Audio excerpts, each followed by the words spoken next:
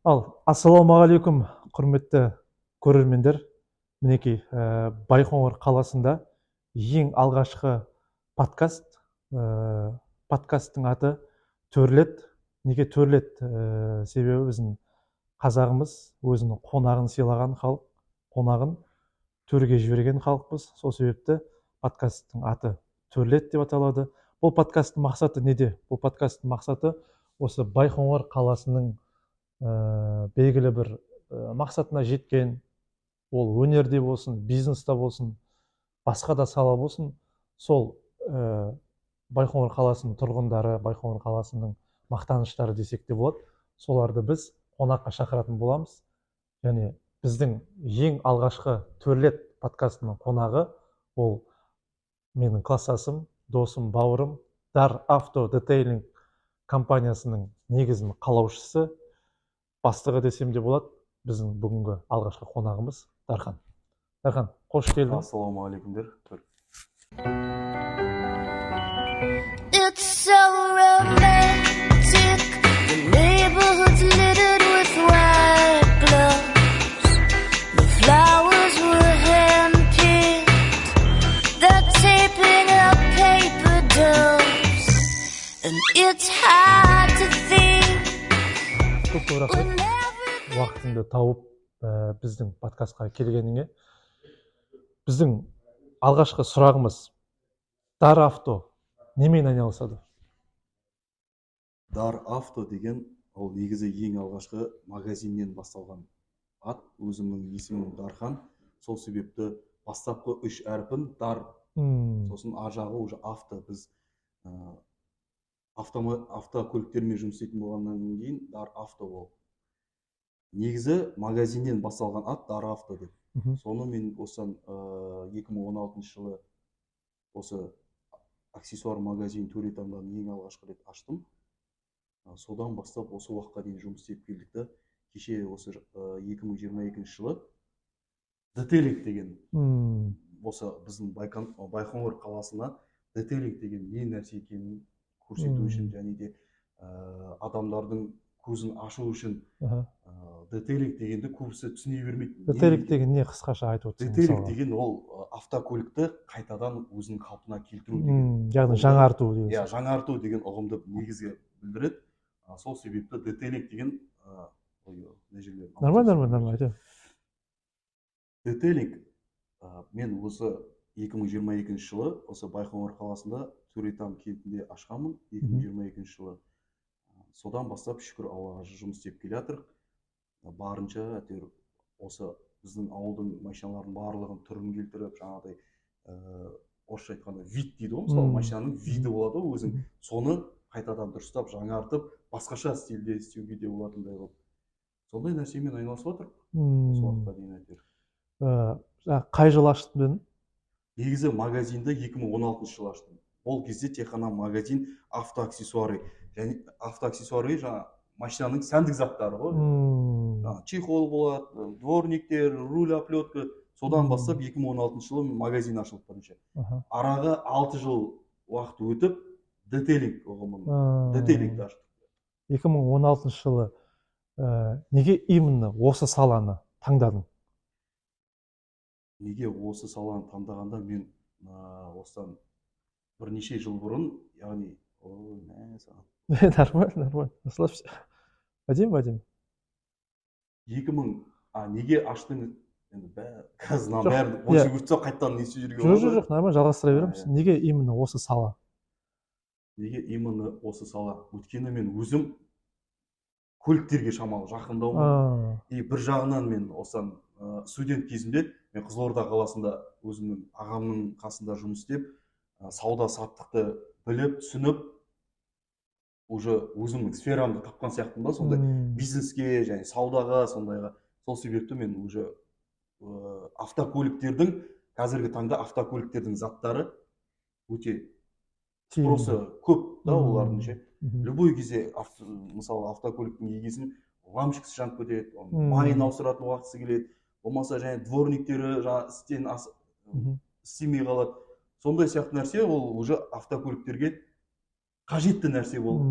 То есть бұл қажетті ешқашан нәрсе. өлмейтін бизнес дейсің ғой, Иә, негізі бұны дальше алып кетіп, дальше развивать етсең, ол жақсы бизнестің түрі да, автокөліктердің. Иә, құрметті достар, мен жаңа айттым, Дарханмен кластасым деп, бір қызықты жайт айтып кетейін. Біз мектеп оқып жүрген кезде 3 ай каникул болады ғой. Сол 3 ай каникулдың кезінде біз доп ойнап, қап-қара болып далада ойнап жүрген кезде Дархан 3 ай каникул Қызылордаға кетіп қалып, сол кезде сияқты ағаң болды. Иә. Сол ағасы сондай запчастьтермен айналысып, сол кезден бастап біз 3 ай каникул ойнап сабаққа келген кезде бұл новый телефон, новый киім, қалтасы толған ақша, сондаймен келетін еді. Мінекей, сол бала кезден осы бизнесті яғни жалғастырып отырсың ғой қазіргі уақытта. Иә, қазіргі уақытта сол бизнесті одан сайын дамытып, одан сайын өсіріп сөйтіп істеп жатқан. Мысалға 2016 жылы аштың. Аха. Сол уақытта ең бірінші ашып жатқан кезде қандай қиындықтар болды? Кедергілер, қиындықтар сондай болды. 2016-та ашқан кезде, конечно, бастап кезде, ең алғашқы кезде ол оңай нәрсе емес қой. Мен шүкір етемін, қазір кішкентай жерден бастадым. Бір осындай бір прилавканың затын алып келдім. И то мен ондай қатты ақша да салған жоқпын. Өзімнің жинап келген ақшаларымды магазинге жұмсадым. Оның мен Алматыдан заттарын алдырттым. Заттар келді. Бір прилавка зат болды негізі. Содан уже адамдар келе бастады, көре бастады. Бір затты сатып, үстіндегі пайдасын қайтадан затқа салып, оборот дейді ғой, оборотқа уже жұмыс істеп, сөйтіп мен уже шамалы магазинді расширять етіп алдым. Одан кейін бастап қиыншылықтар бастап кезде болады. Неге болады қиыншылықтар? Сен шыдай білуің керексің да, өйткені сен істеп жатқан кәсібің сенің ертең болашақта нан жейтін уже нең, қалай айтсам болады. Мен енді басын бастадым ғой сол бизнеспен. И мен до конца сол бизнеспен мен қалай болсын, маған қиын болсын, маған ауыр болсын, шыдап содан өтіп кету керек та. Сондай ситуация болады өзі негізі. Біреуге қарызданып қаласың, мысалы зат аласың, уақытысында қайтара алмай қаласың. Сол кезде жан жақтан іздейсің, кімнен ала тұруға болады деген сияқты. Сондай периодтар болады. Ол бизнес істеп жүрген жігіттер біледі ондай нәрсені. Ол бастапқы кезде оны алып кетем дегенше оның периодтарында қиыншылық болады. Ал қазір шүкір Аллаға, магазинде жұмыс істеп жатыр, детейлингте де, кеше жақында новыйдан тағы да не қостық, автоотеле мысалы чехолдар тігіп жатыр, басқа да нәрсе істеп жатыр. Бәрі автокөлікке қатысты нәрселер. Енді мысалға қазір жалпы машинаның заттары күннен күнге қымбаттап жатыр ғой. Сен 2016 жылы ең бірінші ашқан кезде құпия болмаса, ең бірінші вложение қанша болды? Және ол ақшаны сен қайдан таптың? Мен магазинді ашқан кезде бастапқы сумманы 650-700 мың теңге. Сондай ақшамен мен бастадым. Сол магазинді затына сондай ақша жұмсадым. Ал оған дейін ақшаны мен определенный уақыт жұмыс істедім да, жақсы должностьта жұмыс істедім. Біздің қалада бар ғой, техносервис мысалы, менеджер. Сол жақта мен өзімді магазинге продавец болып тұрдым, бастапқы кезде. Айлығы там бір 10 мың рубль сондайға мен бастапқы кезде тұрдым. И өзімді көрсетіп, жақсы жағынан жаңадай түсінетін болғандықтан автозапчастьтің темасын сол кезде мен продавец болып өзімді көрсетіп, менеджер саласына ауысып кеттім. Менеджер деген сол өзіңнің продавец болып отқан магазиннің сен соған жауапты адамы болып. И ақша айлығы да жақсы болды. Сол айлықтан мен капит еттім да өзіме. Менде мынандай цель болды. Мен біреуге жұмыс істеп жатырмын. Өзімде ой болды. Мен Құдай қаласа өзім бастық боламын деген өзімде сондай не болды, мотивация болды. Мен шамалы шыдаймын, сосын өзім бастық боламын. Значит, сол кезден, сол біреуге жұмыс істеп жүрген кезде сенде сондай ой болды? Иә, ой болды. Беріп отқан айлығын мен керек жарақтарыма жараттым да, қалғанын мен уже жинаттым. Ол жақта мен біраз жұмыс істедім, 1,5 жылдай ма. Сол аралықта мен айлық ақшамды жинап. Және сол жердің өзі саған сабақ болды дейсің. Иә, ол жақта да опыт болды, ол жақта да не болды, қаншама жұмыс, қаншама адамдармен сөйлесесің, заказдарды қабылдайсың. Өз-өзіме тағы да мотивациямды одан сайын қостым да мен біреуге жұмыс істемеймін, мен өз-өзіме бастық боламын деген менде цель болды. Өйткені ол біреуге жұмыс істеген андай болады да, енді жеке компания болғандықтан ол саған айқайлайды, сөйлейді, бір жер дұрыс болмаса, бізде де сондаймыз да. Қазір менің қол астымда мысалы бір емес 10 бала бар. Біреу бір нәрсе істеп қойды ма, бастық болғандықтан жаңағыдай сөйлейсің. Сен өзіңді қандай бастықпын деп есептейсің? Қаталсың ба әлде жұмсақсың ба? Мен қаталмын деп не қылмай, считать етпеймін. Негізі өмірде айтады ғой, бастық болма, лидер бол дейді ғой. Мысалы бір определенный командамен жұмыс істеп жатсаң, сен өзіңді бүйт, мен бастықпын, сен бүйт деп өтіп не істемеу керек та. Сен лидер бол керек. Бір балаң сен дұрыс бір нәрсе істемей жатыр ма, сүйреп жүру керек та, дұрыс жаққа қарай. Мынандай қыл десең, ол баланың ойы автоматически өзгереді. Сол себепті команда жұмыс болғандықтан лидер жағынан сен жоғары болуың керексің да. Өйткені сенің артында балдар бар, сен соларды сүйреп, көтеріп дәрежелерін жеткізу керек. Түсінікті. Бастық деген ұғым мен лидердің ұғымы екі бөлек нәрсе. Иә. То есть сен лидер болсаң, сені бастық деп те қалайды, және жақсы адам ретінде де сыйлап қалады сені. Балдарыңа көзқарасың өзгереді да. Өйткені оларға да сен жаңа өзіңнің білетін нәрсеңді айтасың, түсіндіресің. Олар да саған қарап әлші өссін. Олар да осы уақытқа дейін маған жұмыс істемей, өздеріне де жаңағыдай не болсын, мотивация болсын, может біреуі басқа нәрсе ашар. Сондай себепші болғың келеді да, сондай нәрсеге. Қазір Даровты шүкір, жақсы аты шығып жатыр, жақсы жұмыс істеп жатыр. Осы Төретам, Байқоңыр, Ақайда Даровтыға конкуренция бар ма? Даровтыға конкуренция бар ма дегенде негізі, бар конкуренция деген. Бірақ негізі қазір мен айтып жіберейін, конкуренция деген нәрсені негізі жоққа шығарып жіберу керек қой. Біз баяғы системамен өмір сүрмей, біз жаңа детейлинг, мысалы менде қазір шүкір детейлингім жүріп жатыр, жұмысым жүріп жатыр. Әркімнің өзінің бизнесін ол қалай жүргізе алады. Ол қой басқа жерде конкуренция болсын, басқа жерде басқа нәрсе болсын. Сен өзіңнің бастаған ісіңді адамдарға жақсы нәрсемен көрсетсең, ол адамның барлығы саған келеді ғой. Басқа біреуге бармайды деген. То есть качество ең негізі біздің жұмыста бірінші очередь качество жақсы болу, сапа жақсы болу. Сапа жақсы болса, адам саған қайтадан келе береді. Негізі бірақ конкуренция болған дұрыс сияқты. Дұрыс. Конкуренция болмаса сен тұрып қаласың да бір орында. Болады ғой, маған ақ келеді, болды. А конкуренция болса сен жоқ, олардан озам деген ниетпен сен одан сайын биік шыңдарға. Мысалы конкуренцияңнан мысалға неше түрлі детейлингтер бар ғой енді, біздің Байқоңырда, Төретамда бар ғой. Солардан сенің айырмашылығың қандай? Айырмашылық бар ма олардан? Ол автоаксессуар болсын, детейлинг болсын, басқасы болсын. Айырмашылық бар, иә. Біз қазір чехол тігіп жатырмыз, мысалы қалада чехол тігіп жатырмыз, басқа да нәрсе істеп жатырмыз. Айырмашылықтарымыз бар біздің. Басқа детейлингтер тонировка жапсырып жатыр, бұндайларды айтады. Жүр, нормально. Бәрін сен не қылып айту керексің? Кішкентай мелкейінен бастап жоғарыға дейін айта бер, любой нерсе. Қандай сұрақ еді? Ана алдындағысын кетпейді. Айырмашылық қандай? Айырмашылық қандай? Басқа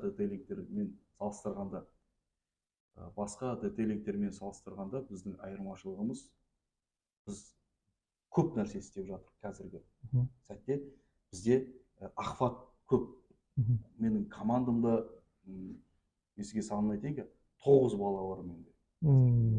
Әрқайсысы өзінің определенный жұмысын істейді. Сол себепті бізде айырмашылық, біз чехол тігіп жатыр, полик тігіп жатыр, тонировка жапсырып жатыр, химчистка істеп жатыр, полировка, кузов істеп жатыр, покраска де қосып жатыр.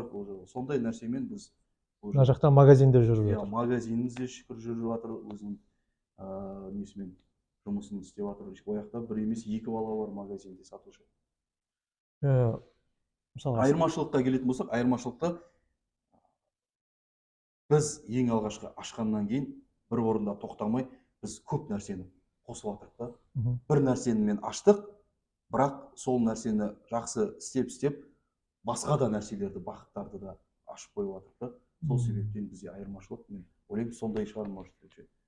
бірақ істейтін адамның жұмысын басқа адам да істей алады. Дұрыс айтасыз. Ол мен қазір мақтанып айтпай ақ қояйын, мен жалғыз қалада менмін деген сияқты.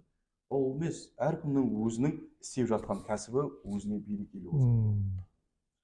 Мысалы, осы бизнесте жүргенің, ең басында 2016-та бастадың, оған дейін опытты қайдан алдың сен? Мысалы, сен тарс еткізіп аша салмадың ғой? Детейлингті ма? Иә, детейлингті не болсын, мен магазин аштым, и содан бастап мен жұмыс істеп келдім. Адам өзіне жұмыс істесе, ол жаңағыдай да, өзіңнің жұмысыңды өзің сүйіп жасасаң, сенің дәрежең өзіңді өзің көтересің ғой. Сенің дәрежеңді ешкім саған көтеріп бермейді, саған ешкім сені мақтамайды, андай қылмайды. Сен өзіңнің жеп отқан наның, сен болашақта осыны жақсы ниетпен жеймін деп өз-өзіңе талпыныс жасайсың. Қаншама критике не болады, жаңағы негативный нелер болады. Ол біздің халыққа мысалы қазір жағуда да қиын ғой. Мысалы біреудің бір нәрсесін дұрыстап істеп бер жердің, бірақ артынша сен туралы басқаша нәрсе айтады. Өзіне келіп нәрселерге қарамай, главный вперед, цель уже мен осындай дәрежеге жетуім керекпін, мақсат қою керек алдыға. Сол мақсатпен уже көтерілу керек. То есть сен өмірлік опытпен келе жатсың. Ешқандай курс өткен жоқсың? Жоқ, мен еш жерден оқыған жоқпын, мен осы істеп жатқан кәсібіммен маған өзіне опыт беріп жатыр. Мысалы айтады ғой, орыста мынандай сөз бар ғой, орысша айтайын. В бизнесе ты получаешь либо опыт, либо деньги дейді. Бери опыт, а деньги придут дейді. Сен бірінші опытыңды, дәрежеңді одан сайын көтеріп ал, содан кейін барып сенің ақшаң өзіңе келеді. Ол негізі бірінші Алладан ғой. Одан кейін сенің опытың өзің жақсы опытпен сен уже адамды тарта білу керексің. Качественный жұмыспен, сосын жақсы опытыңмен. Мысалға, сен қазір шүкір әйтеуір жақсы ғой, жақсы дамып жатыр. Бірақ қазір саған керек па личный курс, либо кітап оқу, либо біреуден сабақ алу? Сондай керек деп ойлайсың ба, әлде жоқ, мен өзімнің опытым жетеді, нормально, өзімнің мына жеріммен жұмыс істеймін, солай кете бересің? Жоқ, негізі опыт артық етпейді. Ол өзіңе жақсы да, болашақта өзіңе жақсы, ертең басқа біреулерге де үйретсең де уже сен более опытный болатындай қылып. Мен қазір өзімді считать етпеймін, мен болды, опытныймын, мен бәрін білем, мен барлық нәрсені істей аламын, ондай емес. Одан тоқтамау керек та. Ол опыт деген үстінен қосыла берген жақсы да өзіңе. Мен ертең мысалы детейлингтің басқа салаларына барған кезде мен оқығым келеді, конечно, қалай жұмыс істеу керек, қалай командамен дұрыстау керек.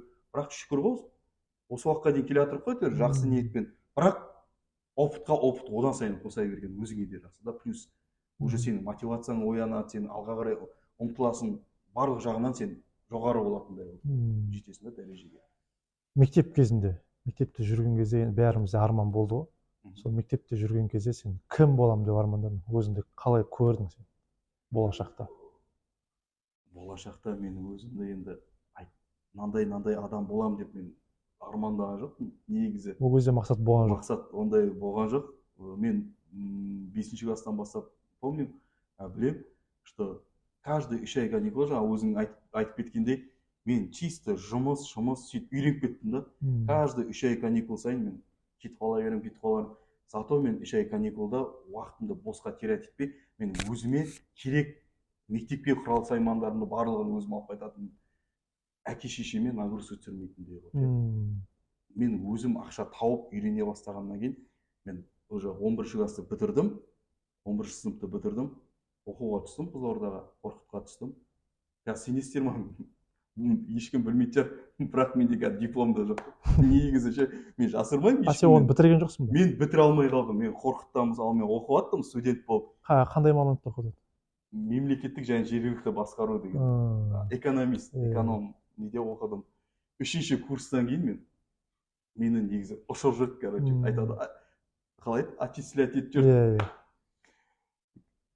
3-ші курста. Жалпы маған бірақ курс қалды негізі бітіруге. Өзі 4 курс. Өзі 4 курс. Бірақ мен 3-ші курстан кейін бір определенный себептермен мен сабаққа бармай кеттім.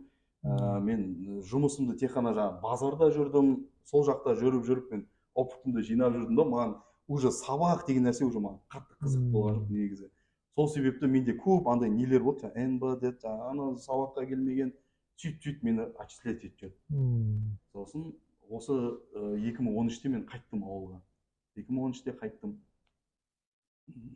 Сосын үйде жатқаннан, еркек болғаннан кейін үйде жата алмайсың. Хоть не жұмыс бар, соны істегім келіп тұр. Содан бастап уже келдік қой, 2013-те келдім, қайттым. Үйдегілер білді, что мен оқудан ұшып кеткенімді. Сонымен жүріп, әйтеуір өзімнің жай-жай орнымды тауып, осы салаға кеттім. Ол оқуды, мысалға енді 3 курс оқыдың, ол жақта сенің данныйларың бар ғой? Иә. Не қылуға бола ма оны? То есть жалғастырып, дипломды алып алатын возможность бар ма негізі? Негізі бар. Мені академическийге аударып жүрді. Қайтадан 3-ші курста оқисың, сосын барып 2 жыл 4-ші курсыңды бітіріп, дипломды аласың деді. Маған негізі сөйтіп бәрін айтқан. Бірақ мен өзім уже андай болды да, менде оқыдым қанша жыл, 3 жыл мысалы кетті ғой уақытым. 4-ші курсты қайтадан возобновить етейін ба, өз-өзіме сұрақ қойып жүрдім. Бірақ мен ол дипломды ертең алам, мен ол мамандықпен жұмыс істемеймін. Мен өзімді уже сондай бизнес жағына уже етергеннен кейін, мен ол дипломды мен үйге қойып қоямын, әшейін. Шаң басып жатады десең. Негізі мен мектепте неге мектепті қозғадым? Мысалға қазіргі оқушылар мысалға экзамен тапсырады, тест тапсырады. Соны өмірлік мақсат қылып алғанда, бітті, сен тесттен құлап қалдың ба, сен адам емессің деп өз-өздерін есептеп жатқандар бар да. То есть тесттен құлаған адамдар, жаңағы балдар өздеріне қол жұмсап жатыр, либо көңіл қалып қояды өмірден ше. То есть мектептегі баға ол ешқандай значение не имеет да. Ешқандай керек емес қой. Ол керек емес. Егер де адам жаңағыдай бізде тест тапсырдық, барынша балды жоғары алып, менде андай... Сен жақсы оқыдың ғой мысалы? Мен жақсы оқыдым, иә. 51 нәрсе бал алдым. Есімде жоқ. 51 нәрсе бал алдым. Мен тестке кірдім, тесттен өттім. Менде андай не болды да, үйдегілерден мен ренжітіп алмайын, что мен тесттен құлап қалдым деп ше. Өткен қанша ағайын туысқан бар, не бар, звондайды ғой, бар, Дархан өттім ба? Я, өттім. Сол жылдары андай болды ғой, тесттен өтсең, уже сен кәдімгідей андай бір биіктеу адам сияқтысың ше. Менде андай цель болды. Цель емес енді жаңағыдай. Үйдегілерімді мен осы уақытқа дейін, 11-ші классқа дейін жинаған немді мен бір тесттен құлап қалып, балаға кетпесінші дедім да. Бір жағынан ата-анамды да ойладым. Олар енді ағайын туысқандар звондап жатқан кезде, Дархан өттің ба тесттен? Я, өттім. Өтті менің балам деп қуанып айтсын деп ше. Сондай да не болды да. Ол негізі определенно мен осы тестте өтем, осындай бал алам, сосын мен осындай оқуға түсем, дальше сол мамандықпен жалғастырам деген менде ондай ой болған жоқ.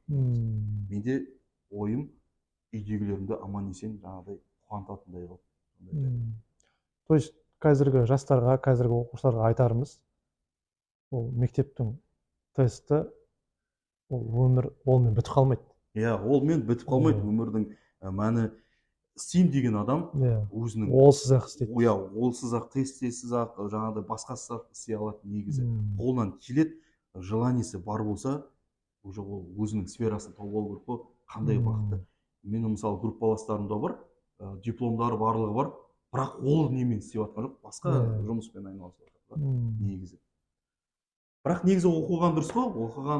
Иә, конечно, ол дұрыс. Ол дұрыс.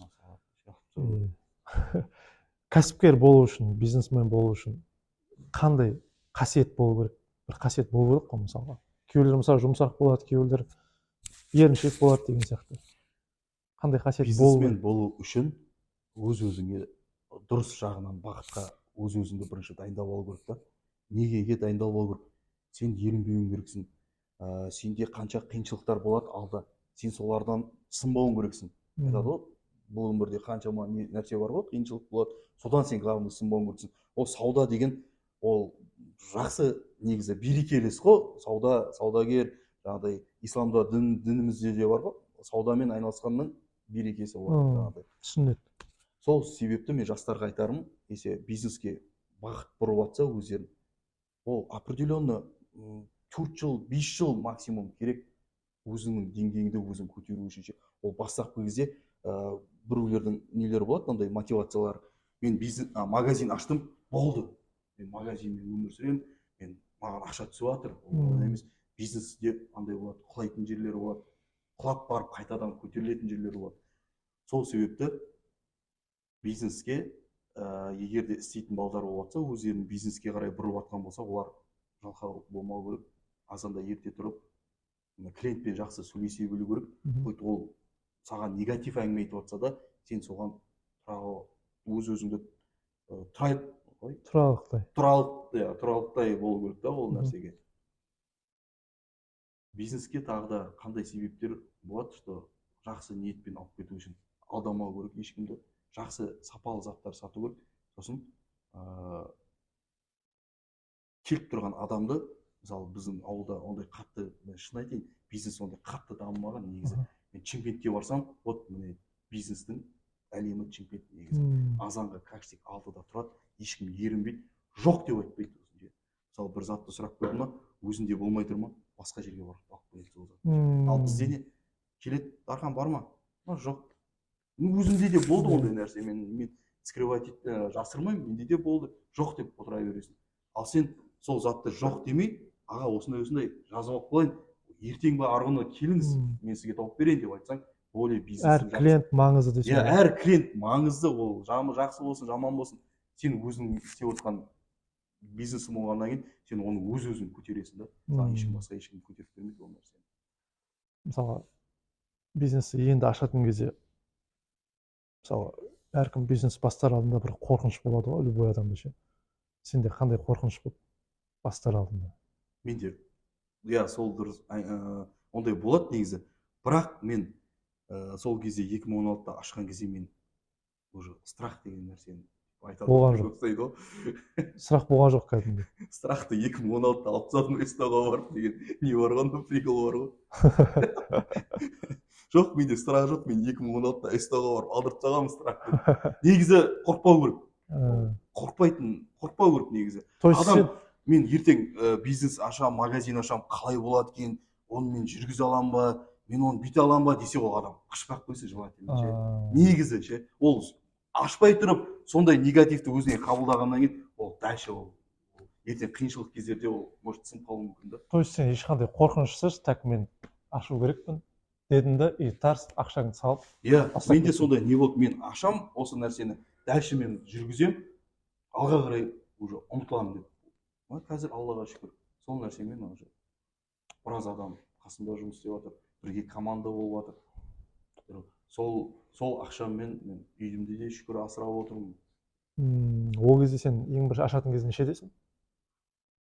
2016-да мен нешедемін? Мен қазір 32-демін, короче. Нешеде, примерно? Сондай сұрақ келсе ше, шамалы беттің 16-да бітірдік па біз? 16 жасымызда бітірдік па мектепті? Иә. 2010-да, короче, біз бітірдік. 21-десің ба? Мен 20, жоқ, 21 демеспін. Мен нешеде болым? 27-демін ба? Ой. Иә. 2016-да сен 27-десің бе? Иә, 27. Қойш? 2016-да. Елмай.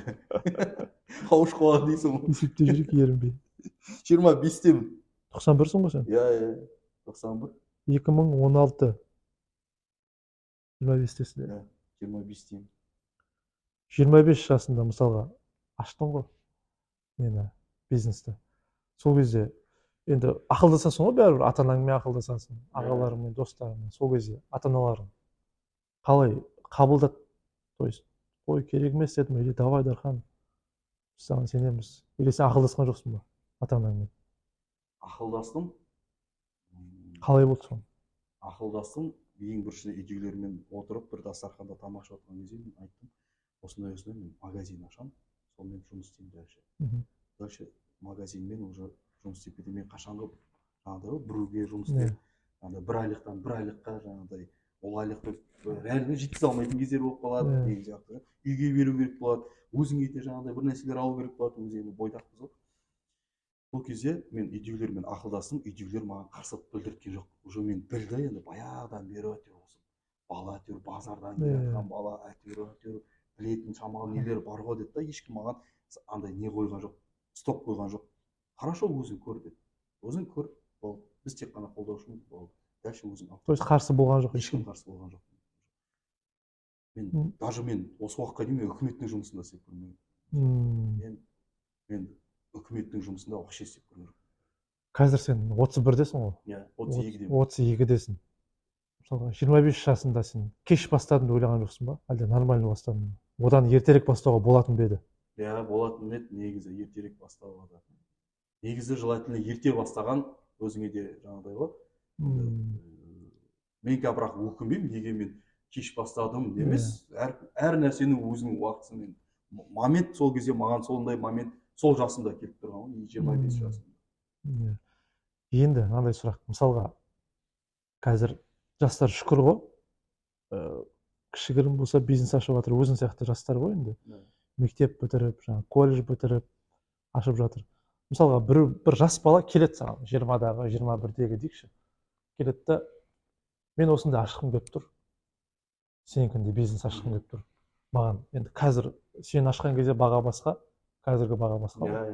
Мен қазір дәл сенікіндей бизнес ашқым келеді. Міне автоаксессуар, детейлинг, анаусы бар, мынаусы бар. Осының бәрін ашу үшін маған қанша ақша керек десе, деп қалай жауап бересің сен?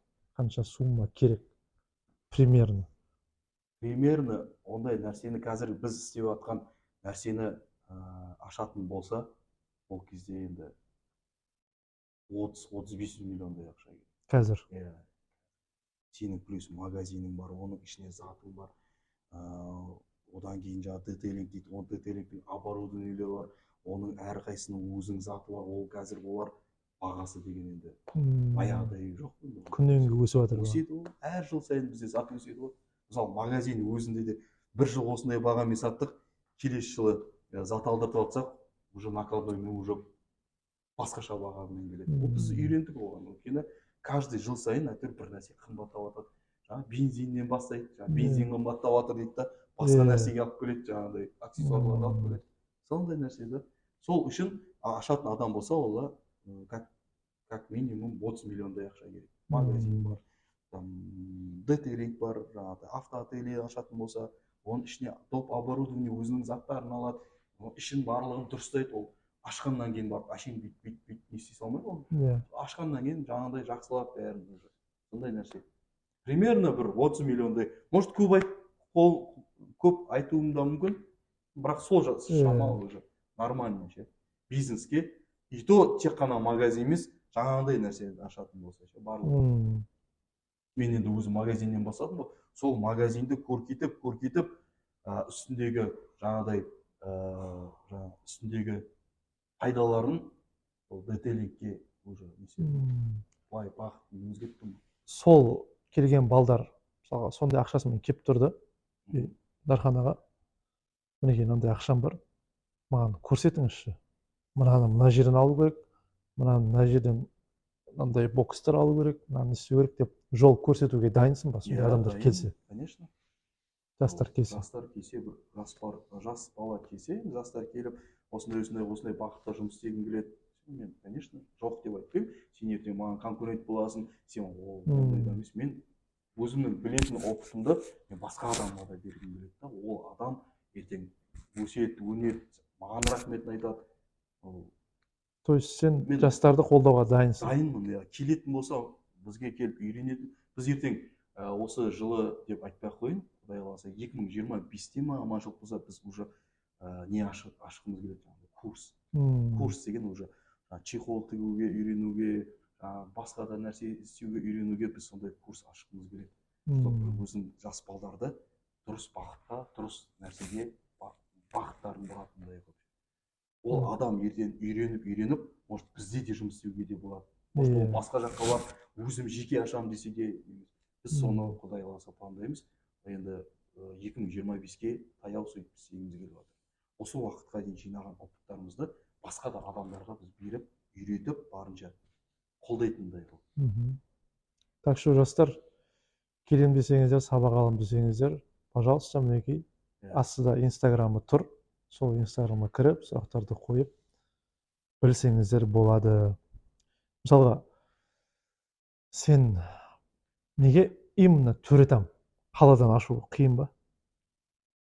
Қаладан ашу қиын ба? Қаладан негізі білмеймін, Төретамда мен магазинді ең алғашқы рет сияқтан ашқаннан кейін, сол зданиеден ашқаннан кейін мен қала Төретам деп бөлгім келмеді да. Ал қалада негізі ашатын болсаң қалада көп та жаңағы не дейді, проблемалар көп дейді. Жаңағы налогыйды бар, ай сайын бір нәрсесі бар, суы бар, светі бар жаңағы.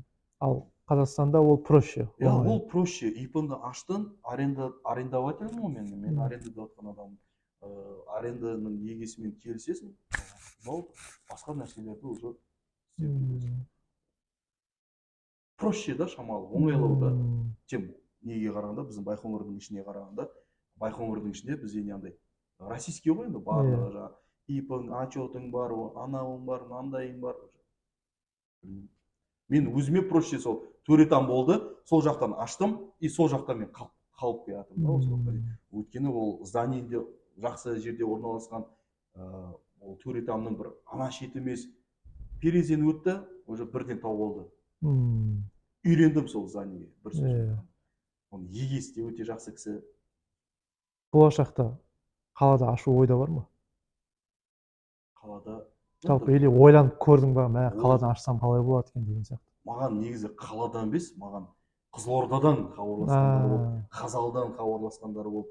Филиал ретінде. Иә, Аралдан хабарласқандар болды. Маған Дархан бірге жұмыс істейік совместно.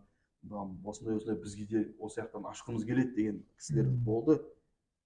Бірақ мен айттым, хорошо, көрейік, бірақ мен ондай дәреже жеткен жоқпын әлі. Өзімнің бірінші Даравто детейлингті мен основасын дұрыстап, потолок қылып апарып тастаған кезде болады уже жаңағыдай нәрселерше. Бір ағамыз айтқандай, неге жасамасқа?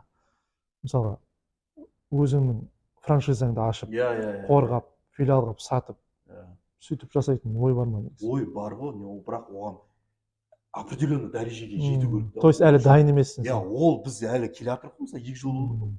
2 жылда болған жоқ, енді 1,5 жыл болды. Мен 1,5 жылда мен бітті, мен уже бүкіл жерге өзімнің нелерімді сатамын деген дәреже. Оған как минимум 4 жыл, 5 жыл керек. Вот сол кезде уже болады ондай нәрселерге.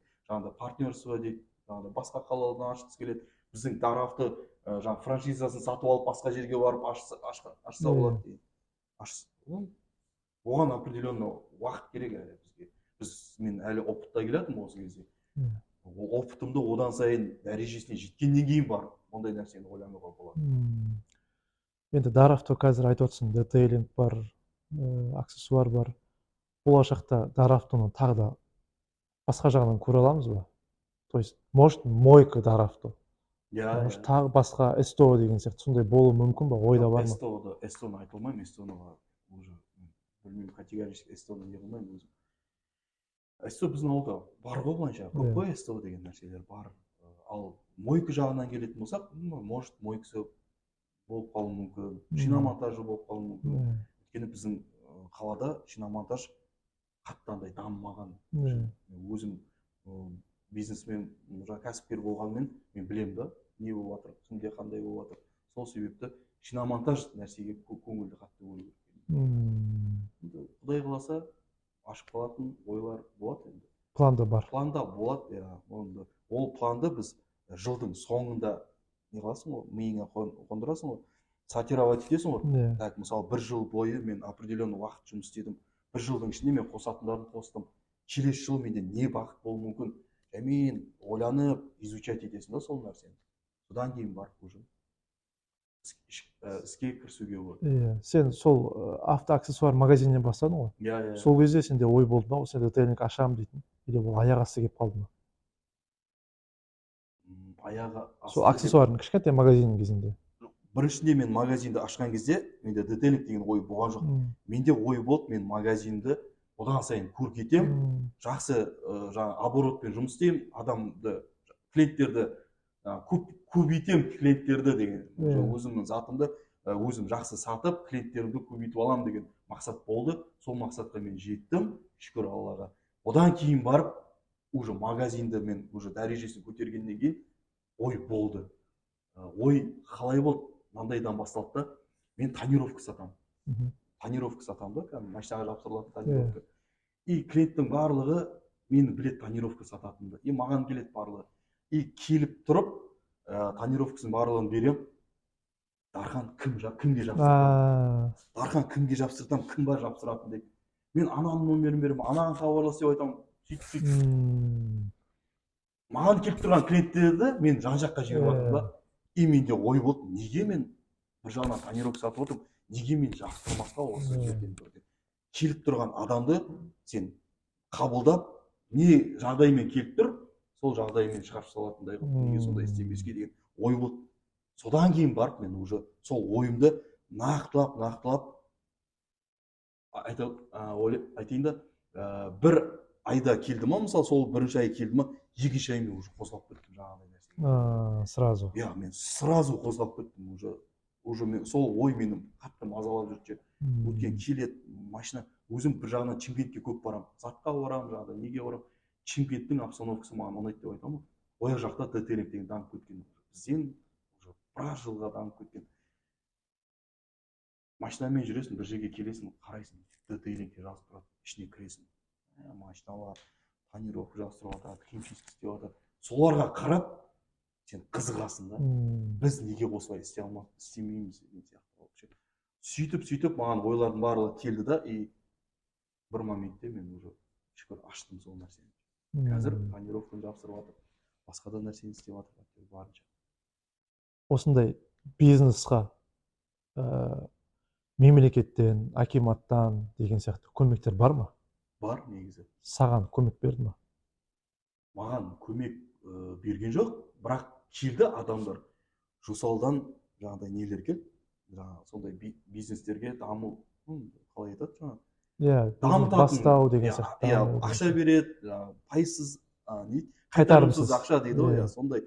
Маған келді негізі. Барлығын көрді, обстановканы істеп жатқан көрді. Берілетін возможность болды негізі, маған доброларын берді.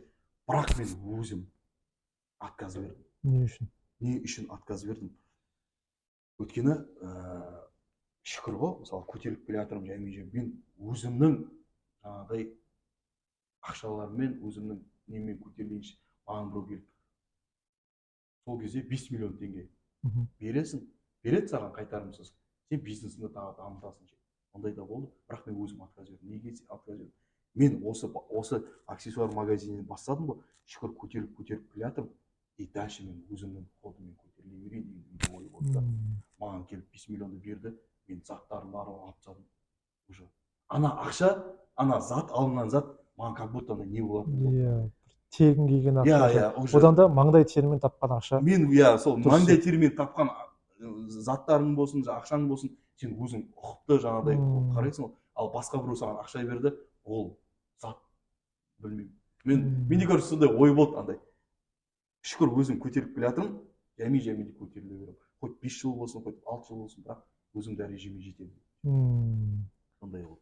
То есть мемлекеттен көмек болды. Неге бар мемлекеттен, жаңа миллион теңге береді, 5 миллион теңге береді, қайтарымсыз ақша деген.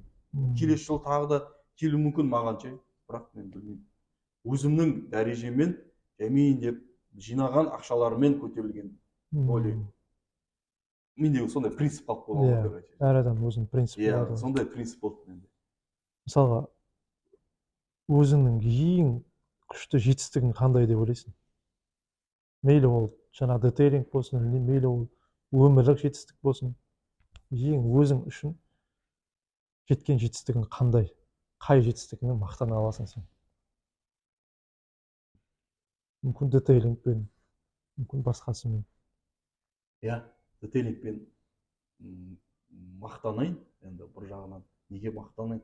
Бір жағынан мен осы ауылға ең алғашқы детейлингтің не екенін ұғымын түсіндірген, сол саланы одан сайын дамытып, адамның барлығы бізде андай болды, Қызылордаға кетіп қала береді бір нәрсе. Иә. Қызылорда дейді, анаяққа кетеді Қызылорда. Ал қазір Қызылордаға өзінің местный адамдары барады. бірақ основном уже бізге уже адамдар келеді. Уже Дархан, мен Қызылордаға барады екенмін, ол жаққа расход бензин құртады екенмін, ол жақта ол машина бір күн жатып қала ма, ол жақта тағы да қалтамнан лучше мен неге осы жерге істете бермеймін. Уже адам уже қалтасын ойлайды қазір. Сол себепті мен уже мақтанамын. Қазір шүкір жақсы бағытқа мен адамдарға жақсы нәрсе істеп жатырмын деп өз-өзіме мақтанамын. Сондай жетістігім бар деп уже. Иә, то есть өзіміздің клиенттерімізді қашырып алмай, Иә, сол жаққа осы жібермей, ауылдың одан осы жақта ұстап қалайық деген әңгіме бар. осындай осы ауылдың ішіндегі машиналарды неге біз сыртқа жібереміз? Сол ғой. Неге біздің өзіміздің ауылдан істей бермеске сол заттарды? Сол істейтін нәрселерін біз неге істемеске, жаңағы Қызылордада істейтін нәрселерді. Сен өзіңді успешный бизнесменмін деп есептейсің бе? Успешный бизнесменмін деп есептегенде, иә, есептеймін, успешный бизнесменмін. Неге? Неге? Сол сұрақ. Неге? Успешный бизнесмен дегеннің ұғымы, сен бір нәрседен қалып қоймадың да, сен жылдан жылға сайын сен бір нәрселерді жаңағыдай ойлап тауып жатсың, болмаса жаңағыдай дамытып жатсың да, өзіңнің бизнесіңді өзің дамытып жатсың. Сол себепті успешный бизнесмен деген бір нәрседе қалып қоймай, одан сайын развиваться ете беретін. Сол үшін мен успешный бизнесмен деп өз-өзімді считать ете аламын. Мысалға, қазіргі енді бастап кеткен кәсіпкерлерге қандай кеңес бересің? Кез келген кәсіп, ол детейлинг болсын, ол продуктовый магазин болсын, овощной болсын, қандай кеңес, мысалы, мен бастайтын болсам, или басқасы бастайтын болса, бірінші не айтар едім? Бауырым, бүйтесің, сөйтесің деген сияқты. Егер де жаңадан бастап келатқан бизнесмендер болса, барынша мен қолдағым келеді. Өйткені маған жаңағыдай айтамын, үй жақтағы мысалы інілерім бар, жаңағыдай келеді да, братан, немен айналысуға болады, не істеуге болады. Мен айтамын бағыттарын, осындай нәрселер істейді. Машинаға касамен болатын болса, мен сендерге тауып беремін бағыттарды. Мынандай қыл деп ойланады, бірақ оконцовка андай қылмайды да, жаңағы талпынбайды да. Сол үшін бір нәрсенің миыңа келді ма, мен осы бизнес ашқым келеді деген ой келді ма, соны сразу определять етіп, андай алға қарай ұмтылып жүру керек та. Оны қашан ашам, былай жүрейін ба, бүйтейін ба, сөйтейін ба деп жүре берсең, сен уже уақытың өтіп кетеді да просто. Ал ой келді ма, сол ойды до конца апару керек. Іске асырып. Сол кезде жетістігі болады да. Қазір мысалға чисто енді азаннан кешке дейін сол бизнеспен жүрсің ғой. Иә. Бос уақыт қалай табасың, мысалға өзіңнің семьяңа, отбасыңа, достарыңа бола ма бос уақыт? Болады негізі. Кешке таман. Кешкілік 8-ден кейін уже болды. Жұмыстан кейін уже боспын. Балдарға барайын, жолдас балдарыма барайын, үйде болайын, басқа жерге барайын. Уақытымды мен кешкілік. Мен бәрі білет, азаннан кешке дейін жұмыста екенімді. Бірақ енді үйіңе болсын, басқа жаққа болсын, бір қонаққа шақырса да, барынша баруға тырысасың ғой, енді жұмыс деп жүре бермей. Негізі основном кешкі сағат 8-ден былай қарай мен уже болды. Үйде боламын, болмаса баняда боламын, болмаса жолдас балдармен боламын. Сөйтіп өткіземін кешкілік. Күндіз күйіргізем, никак шыға алмай қалатын. Уақыт бизнесқа да, семьяға да, басқасына да жетіп жатыр дейсің ғой? Жетіп жатыр. Жұмыс, енді мен осы жұмыс болмаса, мен семьямды, бала шағамды қалай асыраймын да? Азанда жұмыс как штик барасың, кешке таман қайтасың. Үйде кешке таман отырып, шай тамағын ішіп, баратын жерлер болса барып, сөйтіп жүретін уақыт. Енді біраз сұрақ болды. Соңғы сұрақ дейінші. Біздің Байқоңырға не жетпейді? Байқоңырға көп нәрсе жетпейді негізі. Біреуін айтшы. Мынау жетпейді. Мынау керек біздің Байқоңырға. Тамақ. То есть фастфуд, кафе. Фастфуд емес, андай ресторан. Бірақ андай халал ресторан, тамақ жейтін. То есть сен осы жақта біздің Байқоңырда уже бар ресторанға көңілің толмайды әлі? Жоқ, бар ғой, жақсылары бар, мен барлығы жаман, жаңағыдай андай-мұндай деп айтпаймын. Бар, мысалы Байқоңырда бар, тамақ жейтін жерлер бар. Бірақ солар жаңағыдай ғой, көп тамақтың түрлерін, мысалы мен ана Қызылорданың өзінде тағамға барсам, мен көңілім толады да ол жаққа. Неге? Баға жағы да жақсы, еще тамақтың кез келген түрі бар да, өзің салып алып жаңағы нан айтасың, мен білмеймін, ойлаймын тамақ жағын дұрыстау керек. И барбершоп дейді ғой мысалы, вот сол нәрсе керек біздің. То есть ресторанный бизнес и барбершоп бізге Біреу жетпейді. мысалы барбершоп ашқысы келсе, мен қуанар едім, неге барбершоп? Бар ғой шаштараздар, бар ғой, бірақ барбершоп деген ол бөлек нәрсе да. Барбершоп деген ол мысалы бір залда определенно бір 6-7 бала шаш алып жатады. Каждыйның өзінің клиенттері бар. Каждыйның жаңағыдай они всегда доступны, күнде доступны. Жаңағы доступны ше.